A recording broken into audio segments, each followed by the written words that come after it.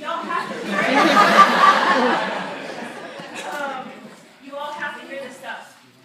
A lot of it is not fun. The federal government basically tells us that we have to talk to people about it. I have tried to jazz it up as much as I can. Federal mandates are not super fun. There's nothing I can do about that.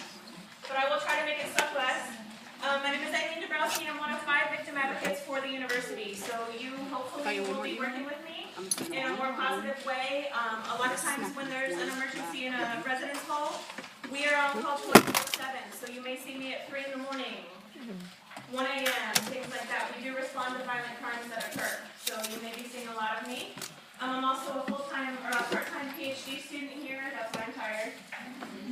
My dissertation is not writing itself. Very weird.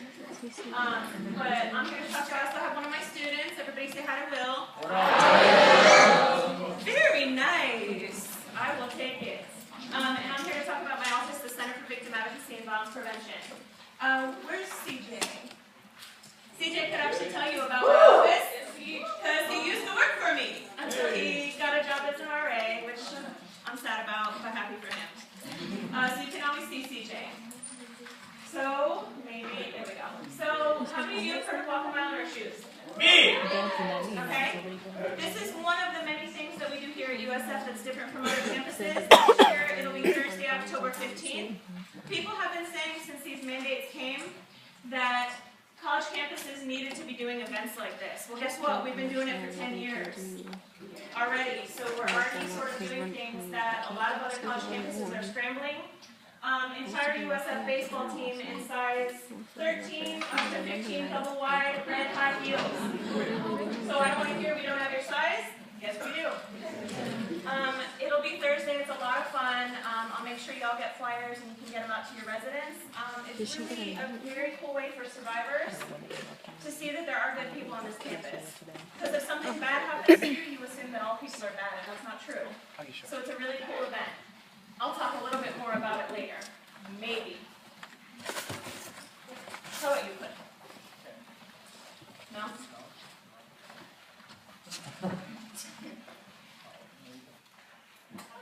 There we go. Okay, whatever. So what is VAWA? It's the Violence Against Women Act. It originated in 1994. No? Okay. You probably already saw the slide, but who was the original sponsor? Does anybody know? Joe Biden. Joe Biden. So I believe maybe there's a picture. Whether or not you're a fan of him, we're not here to talk about political stuff. I'm not going there. It's a pretty cool act because it actually brought attention to a lot of things. It was reauthorized in 2013 at the federal level, and that's why I'm actually here today, because the federal government decided that violence against women and other vulnerable populations wasn't going to be tolerated anymore, especially on college campuses, and that's huge, right? You will also hear words about the Campus Save Act. That's just an amendment to it. We're not going to go into details. You just need to know it exists. So why are we here? To learn a lot of things. But there's a lot of changes. You all are mandatory reporters. I'm going to talk in detail about what that means.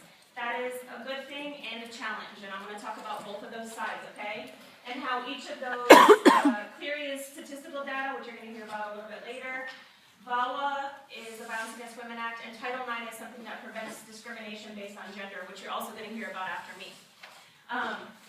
You're going to learn how to assist students, colleagues, and yourself in the event of victimization, okay? But we're not expecting you to know everything about everything, okay? That's why we pass to other people who do.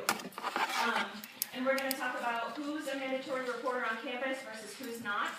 So hopefully that'll clear up any questions. And then we're going to talk about some of the fun things that USF has been doing for a long time. Okay? Good. So I'm hoping you all have seen this. Has anybody seen the real deal that we do? The presentation? CJ. Really? Okay. Well, good. A lot of this is new information for you. But I want you to know this isn't just something we're doing here at USF. It's kind of on all of us. But we'll watch this video maybe, if it works.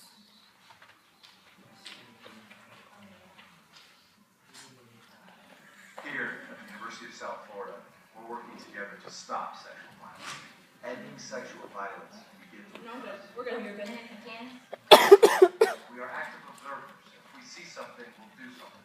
You're So there's away. supposed to be a video playing. There are ways to intervene. We're keeping an eye on anyone in a vulnerable situation. We're noticing if someone is deliberately trying to intoxicate, isolate, Trust your gut.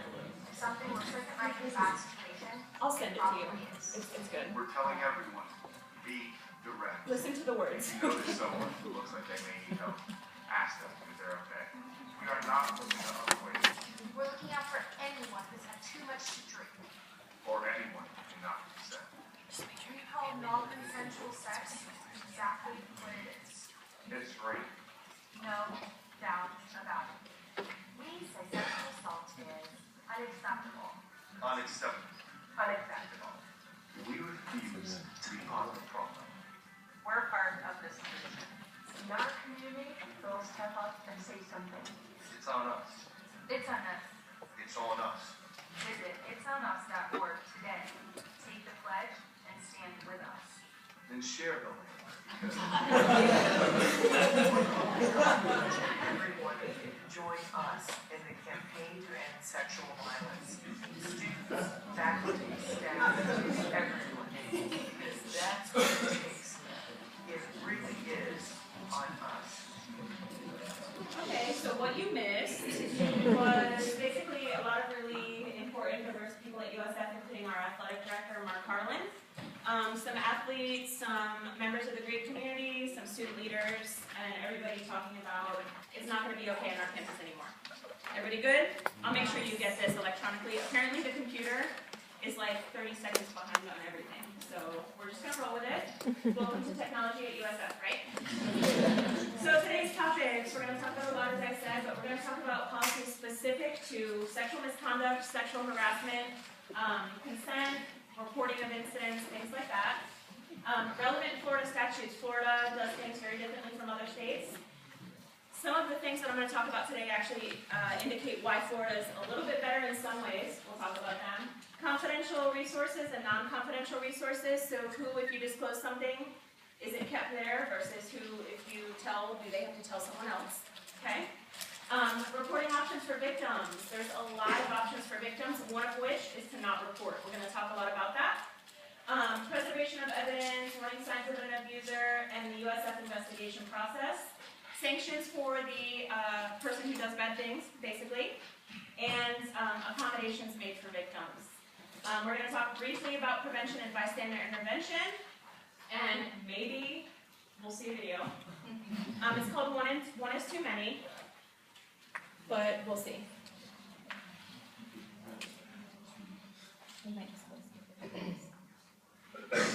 We have a big problem, and we need your help. Okay, It's so happening just on college listen.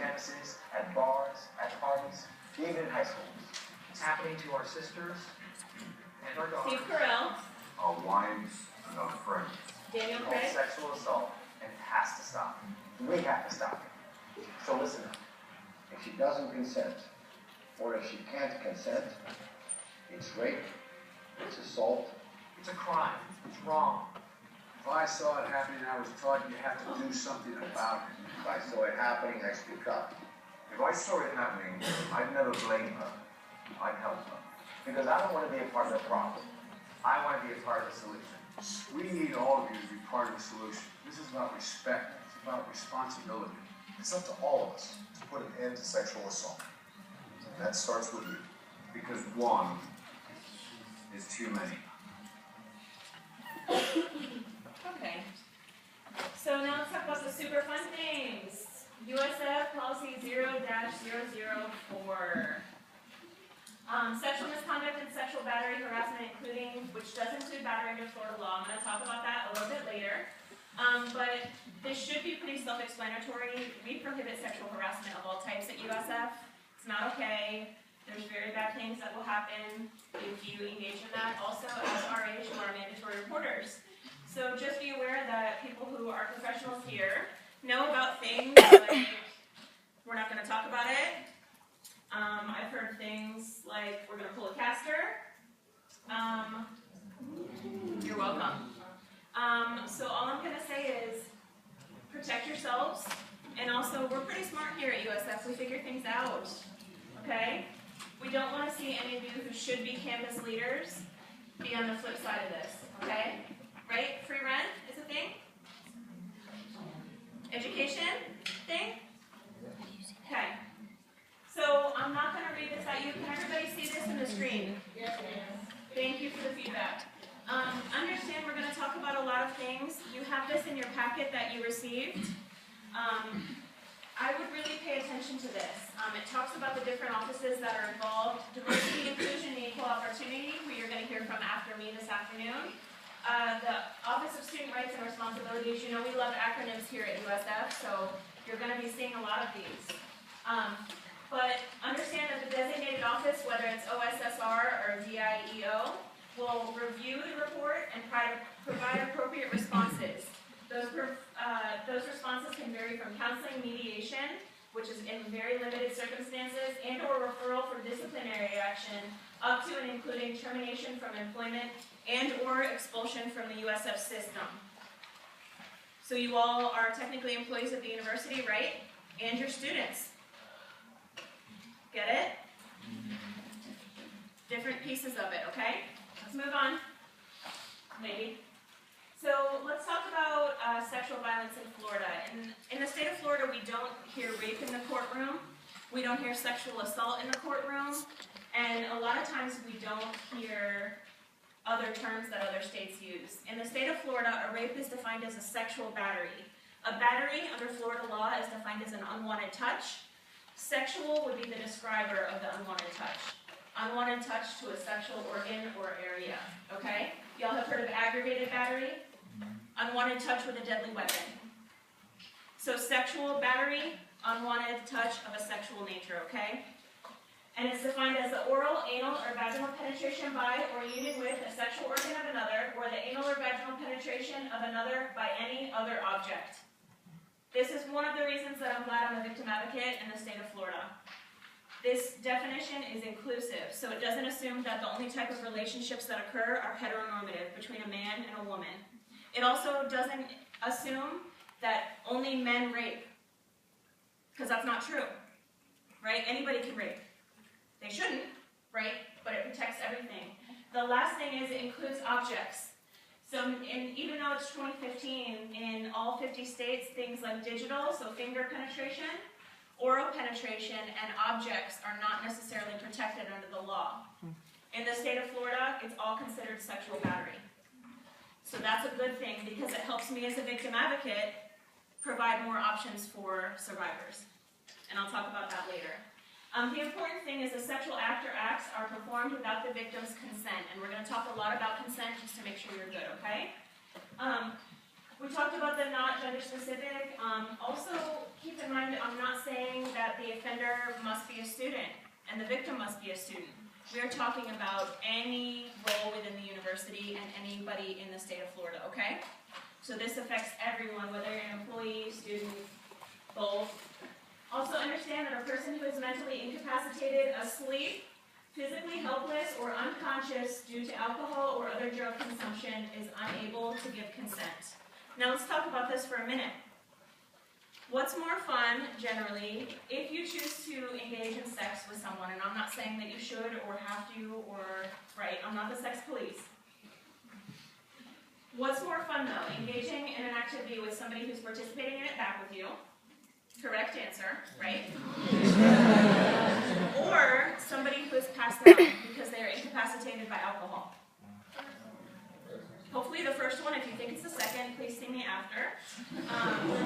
We can talk about it, but really, alcohol on this campus is a thing. Just so you know, over 99% of the rapes that we deal with in my office involve the use of alcohol and or drugs on the part of either the victim or the offender or both. 99. So it's a thing. Everybody good? Okay. So we made you a lovely handout on consent, just so you would not be confused. Consent has to be intelligent, knowing, and voluntary. Okay? Voluntary being the big thing. And it cannot include coerced submission.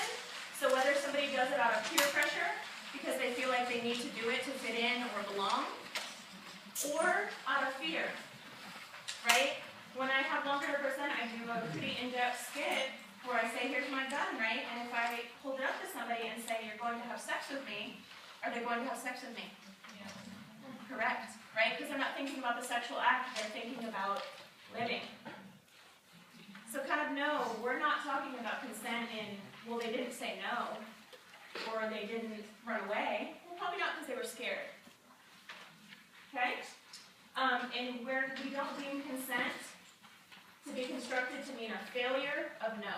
So just because somebody freezes, which is a common response when you're scared, people freeze. So that means they might not even say no. We want consent to be like, yeah, I'm into it. To be an affirmative yes. No? Okay. There we go. So here at USF, we define consent by what it is, rather than it not being there or what it's not. Okay? I don't think we're going to show this because I don't think it's going to work. Have you all heard of Dave Chappelle? Yes. That is a lovely video about Dave stopping right before he engages in a sexual act and getting consent. I'm going to email this out so you all have access to these videos. The cool thing about what Dave does is he stops. There's this myth that when a guy gets really into something, he just can't stop. Guys, I'm going to call you out. If Dave Chappelle can stop, so can you. Okay? The other important thing that Dave does is he gets consent for each activity. Because just because you choose to make out with somebody doesn't mean you necessarily consent to another sexual activity. And just because you consent to one sexual activity doesn't mean you automatically consent for everything. So let's be clear about that, okay? So I'll make sure you have access to these videos. I'm so sorry that the computer's not having it today.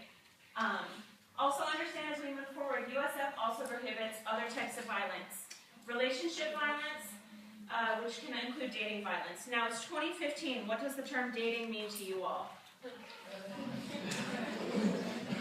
Right. Right. So understand it's very loosely used. Dating is a very subjective term, right? What I define as dating might not be what Will defines as dating, or you all define as dating, so we're not even going to get into that. And I know it's a lot, guys. So see our warning signs handout in your packets, and I'm going to go through the packets at the end. But what we're looking for is violence between those in an intimate relationship, okay? That could be intimacy in terms of emotional attachment. That could be we've been dating, but we haven't decided to have sex, right? This could be any type of romantic or intimate relationship. You're going to hear a lot of terms to describe this. Domestic violence, intimate partner violence, relationship violence, dating violence, ... There's a lot of words that are used interchangeably. On the next slide, we'll get into the best definition. Because it's such a contested realm, all I can give you is the definition that's going to be up on the screen maybe in a minute. What we're looking for is a pattern of coercive control by one partner over the other that involves psychological abuse tactics and other forms of abuse such as physical, sexual, and financial. We don't think about financial being a piece for college students, but let's think about our net checks, right? And if somebody's in an abusive relationship, that now falls under this mandatory reporting law. So if their partner or their parental unit withholds their net check, it could be considered relationship violence. So that's an important piece for you. Something else that is not in here, let me talk about this first.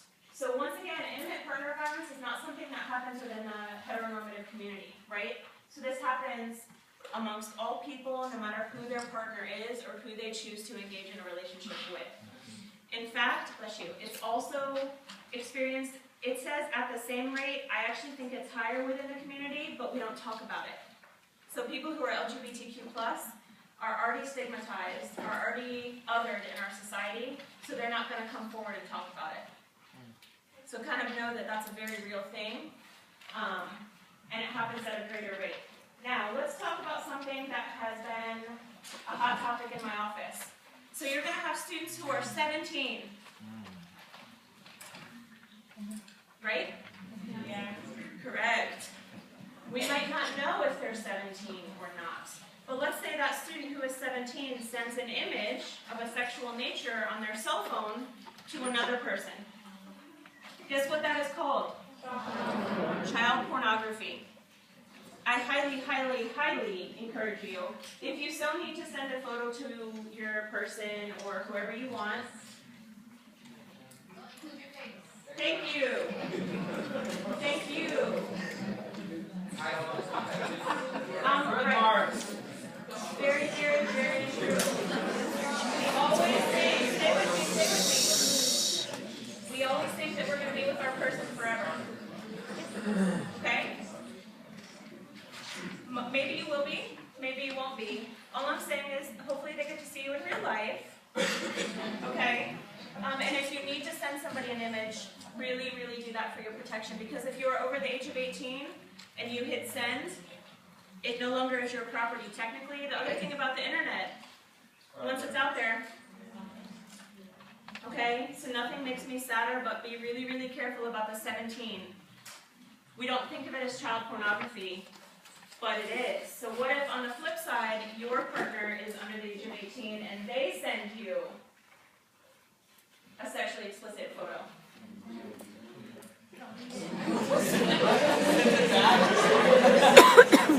Y'all laugh. I have had several cases. That's a registered sex offense. That is not something you want to follow you around forever, okay? So please, please, please protect yourselves. Also encourage your residents to do the same, okay? Let's move on, Will, maybe. So USF also prohibits stalking, and this includes cyber stalking, which almost all of our stalking cases now involve some aspect of cybercrime. So misuse of technology, stalking someone on their social media, hacking into social media, things like that. It's defined as a repetitive and or menacing pursuit, following, harassment, and or interference with the peace and or safety of a member of the community, or the safety of any of the immediate family members of the community. That's actually a new addition. So if there's some faculty that actually live on campus with their family, they would all be included under this new law, which is pretty cool. So just kind of know USF is not about stalking either. You have in your packet all of the Florida statutes that we think are going to be pretty relevant, because we don't have time to go through them. If you have any questions, we'll give you our contact info, your RLCs, your community managers. Everybody knows how to get a hold of us. I will come in and talk to your pods, your, what else are they called? Floors. Suites, whatever. I'd rather come in. Half of my job is to put myself out of business. I would like USF to not need a victim advocacy office one day because people aren't being victimized here. Okay? So I will come in. There's 4 more of me that would also love to come talk to you. So understand we'll happily come in. Go ahead, Bob. So let's talk about employees who must report. And disclosures. I mean, if the crimes that we've already talked about, so sexual violence, right? Stalking, or intimate partner dating violence. Okay? All of those crimes are mandatory reports automatically. So certain employees must report those. So we have sexual assault or harassment, relationship or dating violence, domestic violence, and stalking by students or employees. Okay? Somebody comes and tells anyone in this room except for me, I think. Yep, I'm the only one in this room that's a confidential resource. That's it. So I'm going to tell you how to kind of prepare for that. We call people who are mandated by Title IX responsible employees. So you'll see that language a lot in the university, and we're going to talk more about it. So let's talk about who that is. All faculty.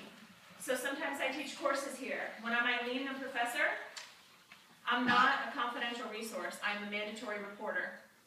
When I'm Eileen, the graduate student, mandatory reporter. When I'm Eileen, the student organization advisor, mandatory reporter. The only time I'm a confidential resource is when I'm in the role of being a victim advocate. So kind of understand a lot of us wear different hats. Always be sure you know who you're talking to. I always start conversations with, you're talking to me because I'm a victim advocate, right? Here's where you all live. So, well, first we have employees or staff who supervise other employees. I supervise all of our student employees. Luckily, in that role, I'm a victim advocate, so I'm exempt. But everyone else in this room, those of you in the back, right, you supervise other employees, mandatory reporters, okay? Employees or staff who supervise or oversee students. Perhaps that's relevant to anyone in this room? No? Alright. Yes, community managers. We also have academic advisors and faculty advisors. I talked briefly about that. No, there we go. Program advisors or student activity coordinators. This could be CSI, CLCE, Office of Fraternity and Sorority Life, pretty much anyone, okay? No.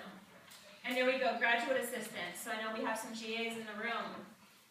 This absolutely pertains to you as well, so just kind of know this is a very real thing. Okay, so where do we report? This is where we're going to talk about those two offices. So maybe. So we have the Office of Student Rights and Responsibilities, OSRR. This is when there's a student offender. So this would be student on student or student on employee, okay? Office of Diversity, Inclusion, and Equal Opportunity, so we have DIEO. I call them DIEIO because that helps me remember. But we have an employee offender. So that's if a faculty member, professional staff, maintenance, anybody who falls under that, it goes to DIEO. If you don't know if the offender is a student or employee, what you can do is pick an office, either student rights or diversity, and call and ask. And make your report, and then they'll make sure it gets to the right place. So it's better when in doubt to file that report, and it's all online, just to be sure you do it. And then they will conduct a prompt, fair, and impartial non-criminal investigation immediately. I cannot stress non-criminal enough. This does not mean the police are involved. This does not mean court. There could be a completely separate criminal investigation. So our police could be involved, community police could be involved. But what we're talking about here under mandatory reporting is only within the university. Everybody good? So also understand this is conducted by trained officials. So we're not just picking people up off the street, okay, who have no training. They're very, very highly trained. So understand that. Well, maybe. So don't assume that if you file a report to either student rights or DIEO that you must then call the police. That should be the victim's choice, okay? I cannot stress that enough. If the answer, people always think that the answer is to drag the victim to the police station. Do you know what that does? Takes away their power. Everything should be about what is best for the victim, aside from this mandatory reporting, which is not an option anymore, okay? But police should only be involved if you need them, if there's a safety concern, right? We don't want any of you to be in danger at any point, but if it's something that already happened and you know the person is safe, you need to let it be about them. Or get them to my office or the other confidential resources and we'll help them and support them through that. You have to follow your own housing and residential education policies and procedures. So y'all are in a pretty extensive training, so you all know what your reporting within housing looks like. Right? Is this true? My Alice is in the back? Good, okay. Also, it's pretty important, do not identify either the victim or the alleged offender in emails. Everybody knows email's not private. True? True. Sunshine Law makes anything we do within the university pretty public, especially when you're in a work role. So we don't want to be sending information that could be compromised. Okay, so if you file the report online, it is through a secure site, so that information doesn't get out, okay? There are ways to notify students in advance of disclosure. So it's really important to inform your residents at the very first meeting you have with them and make sure that you tell them that you're not a confidential resource. So there's a difference between private, right? If you tell me something, or let's say, for example, you come out to me, what I would do is keep that private, right? That means I'm just not going to go and tell other people because you chose to tell me. But confidential is very different. It means the flip side. You all may face consequences if you don't report. If I report, I will face consequences because I am confidential and I am not allowed to report. Get it? You should keep most things that residents tell you private unless you have to tell your RLC or somebody for safety, okay? But not, if somebody just confides in you, you're keeping it private. Okay, everybody good on confidential private? Okay. And then We do have a handout in there. Some of it is really language for syllabi and things like that. But the bottom is a scenario about maybe how to interrupt a student from telling you something. So you can be sure to check that out later. As I said, we are happy to come in and have at-length conversations with you and say, hey, how do I tell a student? Like, let's say Will came to me and was about to tell me something. I'd be like, hey, Will, I think you're about to tell me something really important that I may have to tell someone else. Just so you know, here's a reminder of what I have to tell somebody. And then let the student make that choice. Good? Yes. Thank you. So what happens is, that's fun. If you don't do a report and you're a mandatory reporter, right? So responsible employees are required to promptly report, either verbally or through written communications, allegations, reports, or instances of sexual harassment by or against any USF system employees, students, or groups to either DIEO or OSRR. Failure to do so may result in disciplinary action up to and including termination of employment. We talked about that earlier. Go ahead, Will. But let's talk about reporting options. So victims can choose to report to law enforcement. That's a choice, right? They can file a Title IX complaint with any of the university's Title IX coordinators or visit the university's DIEO office. You're about to hear from one of those people. Her name is Crystal Coombs. She's legit, okay? She's like a Title IX expert. You can report student misconduct through OSRR. You all might think back to when you got admitted to the University of South Florida, when you get that huge document and it says, do you agree to adhere to the student code of conduct? You hit that little box, nobody reads it. This is what they're talking about. Any of these crimes are actually violations of student code of conduct. Student rights and responsibilities deals with any violation of the student code of conduct. Underage drinking, right? Illegal downloads, but they also deal with this stuff, so kind of know that that's a thing. And that's the link, it's in your handouts to where you would file those reports, and like I said, it is secure and it is online. And then as I said earlier, and I cannot stress it enough, victims can choose to not report. And that's completely okay, and sometimes that's the best answer for them. So understand, we don't make people report in my office. We let it be about what they want. So let's talk about our process. Here at the University of South Florida, the accuser, or what we consider as the victim, and the accused, so the offender, the person who does bad things, or is believed of doing bad things, have the same rights. So rights of notice, right to make an appeal, right for privacy, things like that. There are some possible sanctions for the offender, so we'll talk about those briefly, maybe. So this could be conduct probation. It could be suspension, expulsion. Employees can be disciplined, up to including termination. Termination, whether you're a student or a staff member, is not something you ever want on your file. Okay? You could be restricted from specific areas of campus. Guess what's considered the USF campus? Raymond James Stadium parking lot during USF football games. Raymond James Stadium, the Riverfront Park, Camels downtown, ... There are a lot of things to understand. You could be removed from campus, all of campus. So it's kind of a big deal. We forget how big USF is. And you could get something called an administrative no contact order. That's usually distributed on both parts. It says the victim cannot talk to the offender and the offender cannot talk to the victim. The legal term for that in the criminal justice system is called injunction or restraining order. We're not talking about that. This is in addition, this is within the university, okay? So just kind of know. Let's talk about confidential campus resources. You have my office. We're a mouthful. We're the Center for Victim Advocacy and Violence Prevention. We are the only one that I'm going to talk about today that is for students, staff, and faculty. So understand that that's an option. We have the Counseling Center, which is for students. They're pretty good, and they're getting a lot more student-specific based on what students need. They're really working hard to make some pretty significant changes, which are awesome. We have Student Health Services, also for students. They do offer limited hours for employees, which is pretty cool, but it's mainly a student resource. Our how do you say that? Ombudsperson. I should have told you that English is my second language earlier.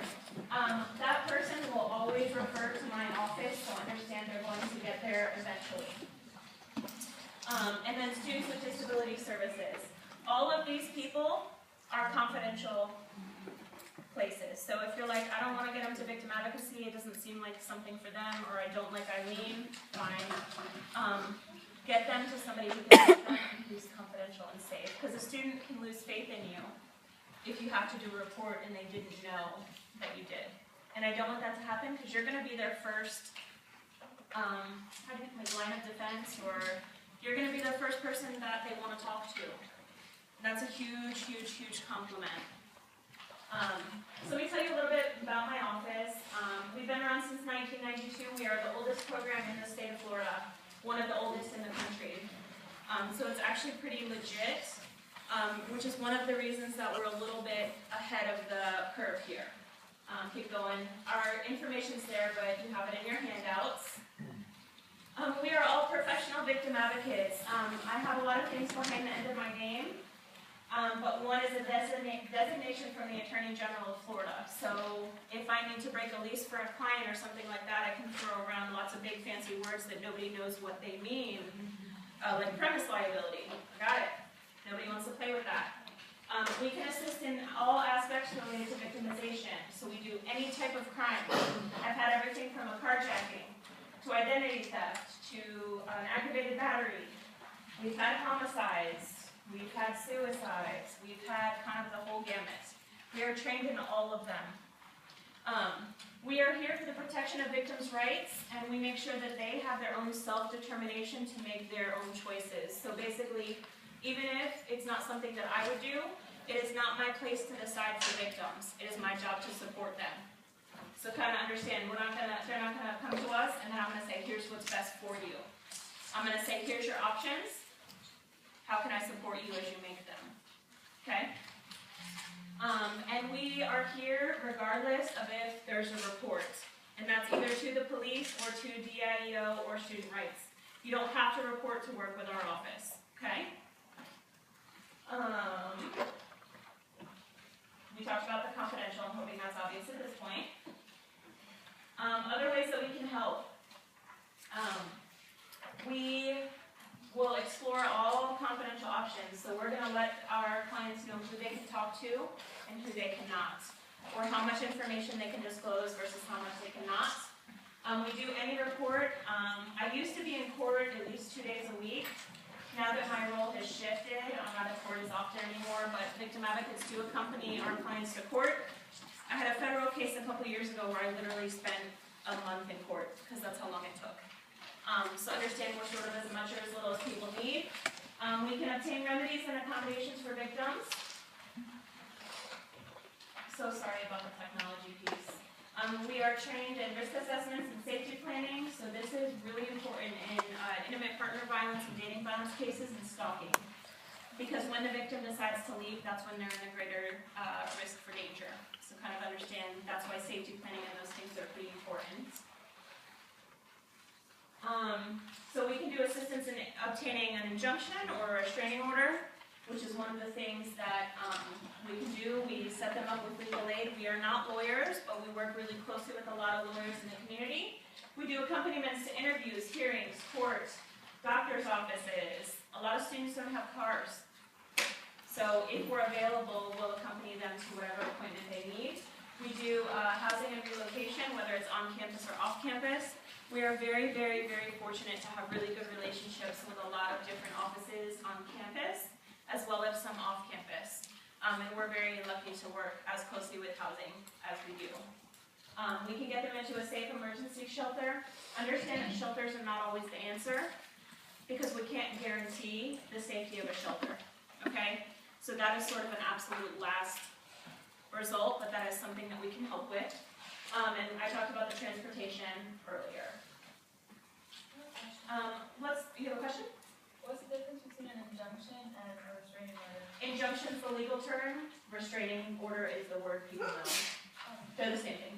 Is the whole no contact thing, would that be a restraining order? It depends. If it's a no contact order from the university, it'd be from either student rights or DIEO. If it's an injunction, it'd be from the court system. So the difference between an injunction and a no contact order on campus, one is within the university, the other is the criminal justice system. If you violate a no contact order on campus, that's when you get into university consequences. If you have an injunction filed with the criminal justice system and you violate it, arrest. Okay, so no questions, does that help? Okay, good. Let's talk about what happens if the victim and the alleged offender are in the same class. That's something we can help with. Okay, so understand we don't want a victim to have to see the person who hurt them every day. So we'll look at making remedies for that as well, okay? So we talked about the academics. If you experience a trauma, you're probably not gonna have a stellar academic semester. So that can happen, that's a very real thing. It's something we can help with, especially if we have documentation. Now, do people come to us and try to get us to help get them out of assignments? Of course. But as I said, we're pretty good at our job, and usually if something bad happens, there's record of that. So understand we're pretty good at what we do, okay? We look at reasonable accommodations. We send out a very generic email to professors that basically says, per VAWA and Title IX, here's what I need. And I can't tell you about the specifics because then you're gonna have to do a mandatory report. And people are pretty good about that. We work with drop ads, late drops, ARCs, fee adjustments, things like that. And as I said, we don't disclose details. It's not my information to disclose, it's the victim's. We can do other resources. I am a trained crisis counselor, but I'm not a long-term mental health counselor, so I'm not going to try and fulfill that role in addition to my own.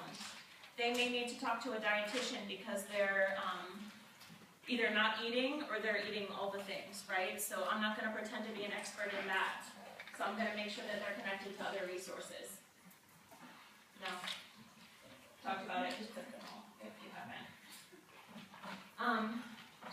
Victims sometimes need medical care, right? So we can either get them connected to Student Health Services, and if Student Health Services is unable to provide medical care, we can get them to an off-campus site. We do ongoing support. I have some people who meet with me and only need a safe place to talk for 5 minutes, and that's all they ever need from me. I have other people, I've been here for 5 years, that I've been seeing off and on for 5 years. So understand it's based on the victim needs. We do have a support group starting for survivors of sexual violence, so you have a flyer for that as well in your handouts. Let's talk about the importance of preserving evidence. There is a handout on this, but what we're talking about here is forensic medical exams. We call them rape kits.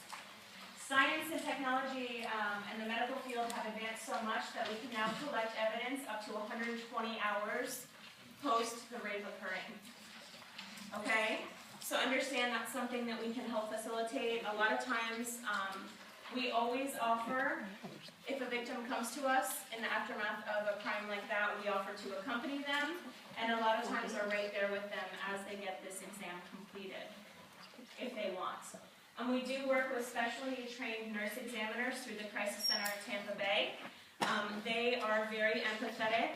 They talk victims through what's going to happen, which is a huge, huge piece for somebody who has just had a very traumatic experience, okay? So we try to make sure we're getting them to help. The only way we go to the hospital, so the only way we would go to a community hospital is if there's other more serious medical conditions or things that need treatment. Otherwise, we would take them to the crisis center because it is more private and it is less traumatizing. We're pretty lucky here when we work with our police because oftentimes the police arrange the exams for us, so we don't have to pull ourselves away from working with the victim. We're able to continue to work with them while the police make that arrangement. Do you have a question? There's nothing like on campus that we can like do. No, at this time, we do not have the facilities and or space to collect and store evidence. But the crisis center is right off of campus. So we would provide transportation if they needed. Good question. The other cool thing about the forensic exams is that there is an option for victims to choose to get that exam even if they do not want to report, which is a huge piece, because imagine if you just had something traumatic happen, and you're not really sure what you want to do. This is something that they could elect to do, and then decide at a later time. Do you have a question? Is that an exam that they would have to pay for? No. The Crisis Center has a grant. Actually, they have a series of grants that allows them to do that at no charge to the victim. Good question. Okay? And as I said, many victims initially choose not to report and then sometimes later change their minds. But if you change your mind, then like the accused or whatever, they also get punished the same way. Well, I can't speak to the, if we're talking the criminal justice system, that's a very different can of worms. I have seen cases go through, I will say, being very real, the lonely wait, it could be more challenging, but it also could not be. Because the other thing that people don't understand is victims have a variety of responses. So who's going to be more upset in the immediate aftermath of a crime? The victim or the person who did it? Right? Some victims could be silent, some victims could be yelling, some victims could be crying, and the person who is accused of doing it is usually calm. Right? So it could be an option that the Crisis Center holds evidence for up to a year post the kit being collected. So as you can see here. Maybe. And that keeps it open for options. And we'll make the exam, arrangements for the exam if the police are not involved. Okay, so understand the police don't have to be involved for this to happen. So it's important for you to understand if you're working with a resident and you know that it's a sexual violence crime or rape, it's important for you to know about preserving evidence because a lot of times you're RAs and you're right there. So it's important to tell the victim not to get rid of their clothes because they could have evidence, not to take a shower even though that may be the first thing that someone wants to do. You might want to at least tell them about the importance of preserving evidence and then let them make the decision about whether or not they would like to. Because you can wash away evidence if you do things like that, okay? And you do have a handout on all of this if you have any questions. It's also important, even though it's 2015 and most things are traceable or we can go back and retroactively get them, it's important to tell the person that they should preserve any texts, emails, calls, things like that. So know that that is something important for you to tell your students regardless of the type of crime. Question? Okay, I'm sorry.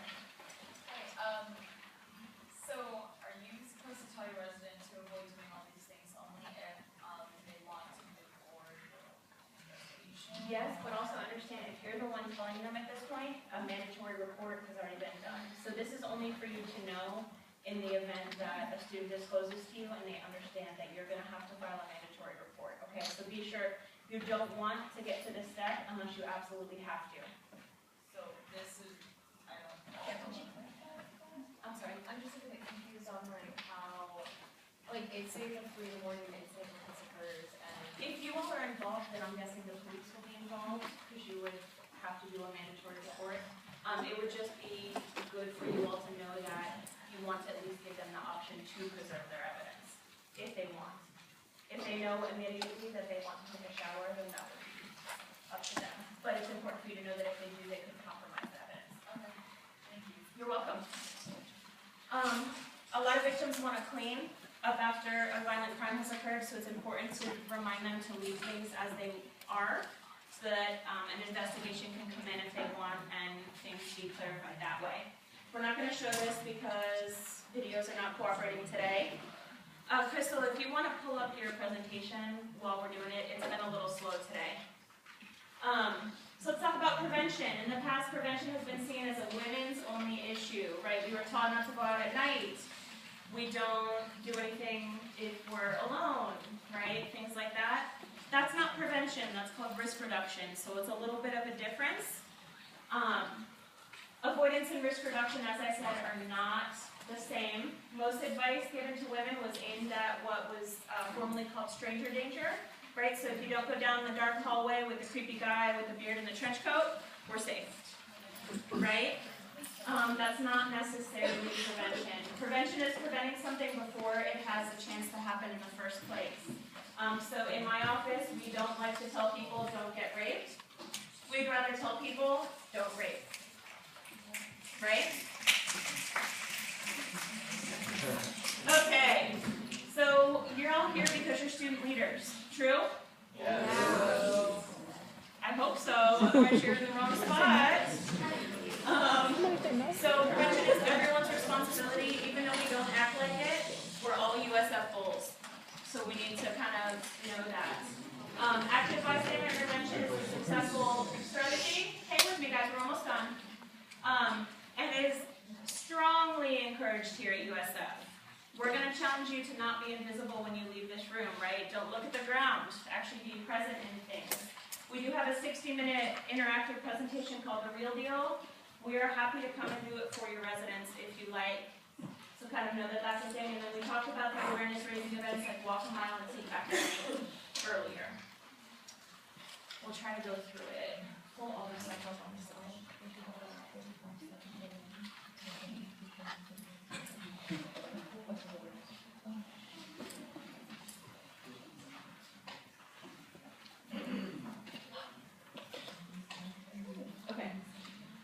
So most people practice bystander intervention every day. Have you ever been told, hey, check your teeth, you have some spinach?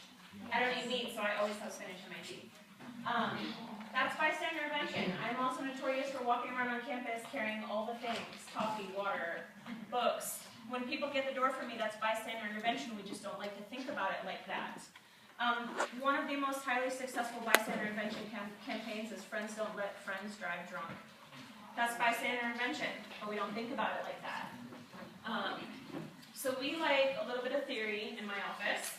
So this is adapted from Ratain and Darley. The first thing and the first step of bystander intervention is to notice a situation. Now to notice a situation, you actually have to be paying attention on campus, right? I also highly encourage you to do that because it's not really safe to look at the ground when you walk, because you will run into a pole, or trip, or do things like that, right? The second step is to interpret that situation as if someone is in danger or there's a potential for danger. So you know that feeling in your gut? I'm encouraging you to trust it, right? Or if you feel like that little hair stands up, that's what we're talking about. Trust that instinct, okay? Everyone who comes into my office, one of the things that I always tell them is trust your gut. Everyone, no matter what type of crime. Many situations are ambiguous, dynamic, they change. And who cares if you're wrong and it's not an emergency? So let's say you're at a party and something feels off, so you leave. Is there anything wrong with that? There will be another party. Okay? There will be another tailgate, etc. So no harm, no foul. So step 3. Assume it's your personal responsibility to help. Act like we're all bulls. Okay? Don't just, oh, somebody else will get it. Right? Assume it's your responsibility to help and understand. I'm not saying that means you swoop in and save the day. That could be you call the police. That could be you talk to your RLC. That could be you get help for the student in need. Know how to help, and you do have a lovely flyer. We call them Game Changers in your packet. But there are different techniques, and I'll go over a few of them very briefly. And then decide to intervene. So y'all know who that is? Jennifer Lawrence. If you see that face, are you doing something positive? No. That's a very good universal definition or intervention technique. We call it the WTF look. Y'all can practice. No matter what language you speak, you know that that is not a positive thing. Okay? So ask for directions. That's a very plausible thing that could happen on campus. If you see something sketchy happen, could you tell me where Cooper Hall is? That's going to interrupt this situation and give whoever you think is at risk a chance to walk away. Okay? Engage in a conversation. Spill a drink. I bartended my way through college. That's how I paid the bills. I used to spill drinks on people all the time. Because what does it do? Distract. Good. And we talked about the WTF look. Also, if you know the person who you think is being creepy, that's who you distract. But understand I'm saying each of these things with the understanding that we're not asking you to put yourself in harm's way. okay? If you think it's dangerous, that's when you call for help and don't assume that you need to get in, okay? So we call it delegate, or the 3 Ds. Involve others if you don't feel safe intervening alone.